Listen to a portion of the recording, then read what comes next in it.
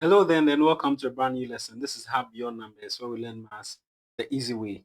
This is the first introductory video on algebraic expression, and in this one, I'm going to explain to you what unknowns are, and then how to translate everyday language into mathematical instructions or expressions. So without much ado, let's quickly look into it. Now, when we talk of algebra, the field or the branch of algebra is just like a puzzle where there are missing pieces. You see, so talking about these missing pieces, we use specific terms to denote these missing pieces. And I'll start first of all by defining what these terms are. The first term we would want to look at is the variable. When we talk of variable, spelled as you see here, it is a symbol, usually like a letter such as X, N, or Y. It can be any letter at all from A to Z. You can use any letter of your choice. And it usually represents a number we do not know yet or a value that can change. That is what a variable is. Talking of my age, you don't know my age. But then if you would want to use my age for calculation purposes, you can simply represent it with a variable. So you can say, let the age of this gentleman be what? J. You want to know how much money someone is having at the moment to use for calculation. But whilst you don't know the exact value, you can let it be any variable at all. You see, so you can let it be M. It doesn't matter. You can use any letter at all. These letters, we call them what?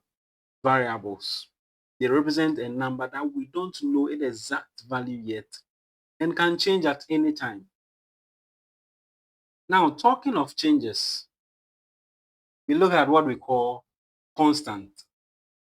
A constant is simply a number that stands alone and whose value never changes. We talk of a constant, it does not change. Constant does not change. If we have numbers such as 5, you see, as I've given you here, let me say any other number at all the counting numbers, 5 is still 5, 11 is still 11, 12 is still 12. All these numbers are what? Constant and they don't change. You know the value of pi, which is approximated as 22/7. Pi is pi everywhere you go. You see, and we have so many other constants, and we say they are constant because they do not change. You see, the mass of the earth, the distance between the earth and then the sun, all these are constants that do not change. Now, if we combine the variables and then constants and then operations such as addition, subtraction, multiplication, and division, we have a nice term for these combinations. Talking of algebraic expressions, is that a mathematical phrase that combines variables. We know what variables are. It combines constants and then also combines operators. These operators can be what?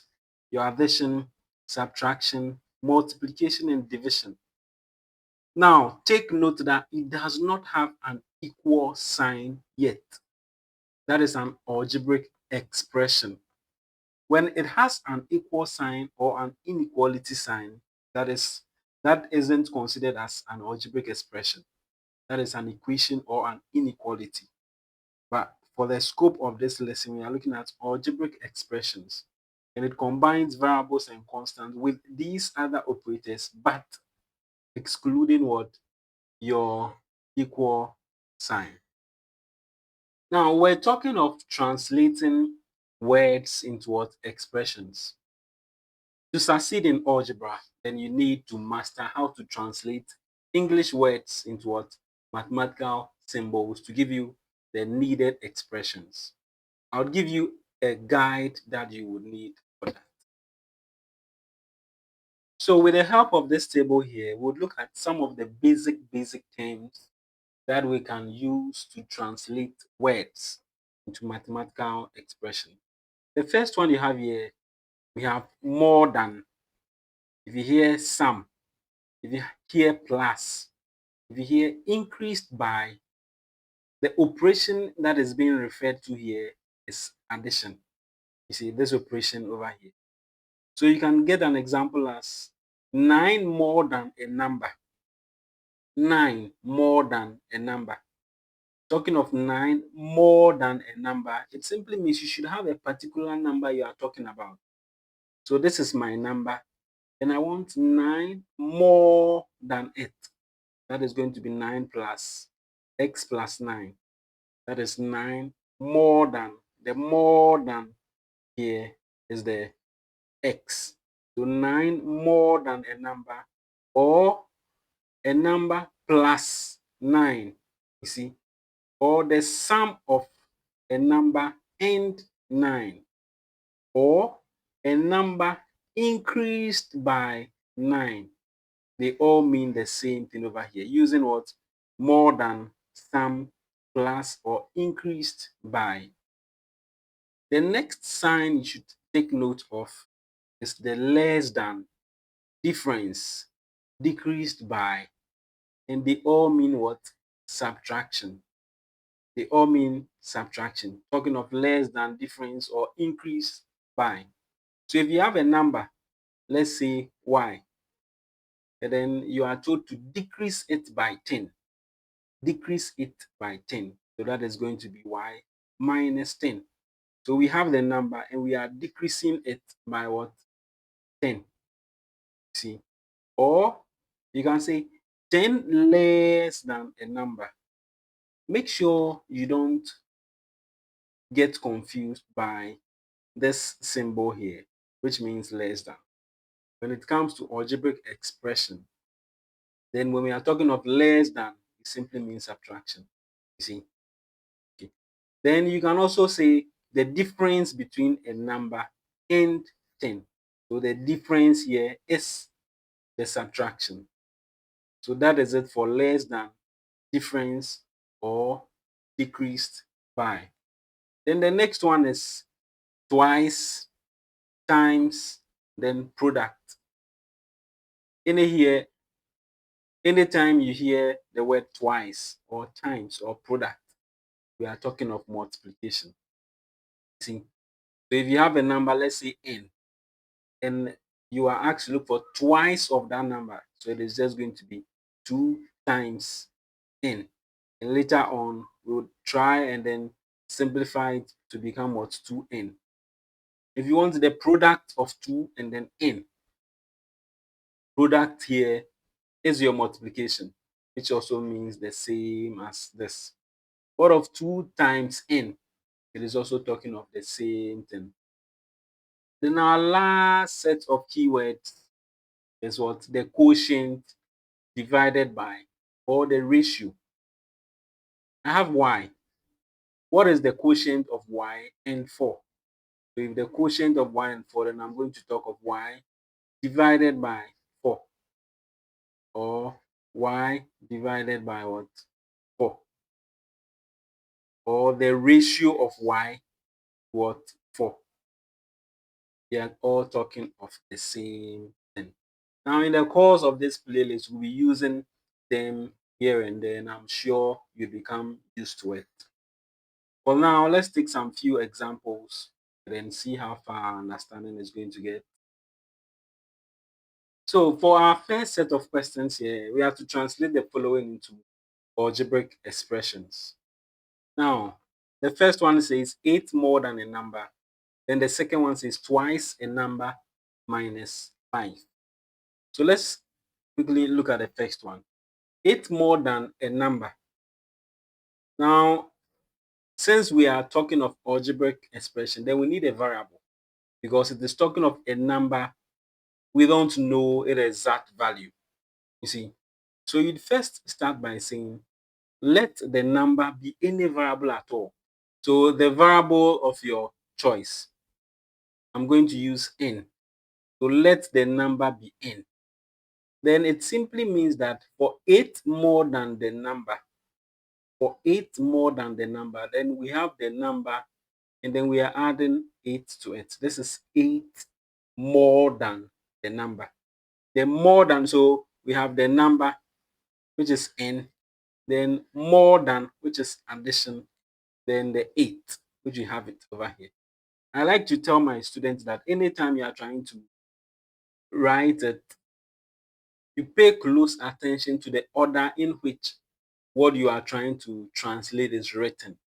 So looking at the second one, it says twice a number minus 5. Twice a number minus 5. So once again, we let the number be any variable at all. You see? So it is your own choice. This time around, let's take x. It says twice of it minus 5. So twice of the number simply means 2 times of x, then minus 5. As simple as that. In our subsequent lessons, we'll get to know that 2 times x will just give us 2x. So then twice a number minus 5 becomes 2x minus 5. Now, it is important you understand that in real world problems, it is not always as simple and straightforward as you had them here. So for these examples we have here, it says Kwame is K years old now. How old will he be in 5 years? For now, we know his age as K. So knowing that he's K years now, then in 5 years' time, his age is going to increase. So with his age increasing, then it simply implies that in 5 years, in 5 years' time, his age is going to increase by what? 5. So therefore, Kwame is going to be what? K plus 5 years old in 5 years' time. And you see, we have just applied this basic terms that we just learned. The second one says, if Sarah is S years old now, how old was she 3 years ago?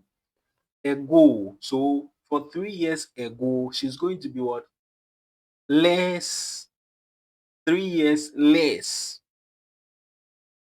You get that?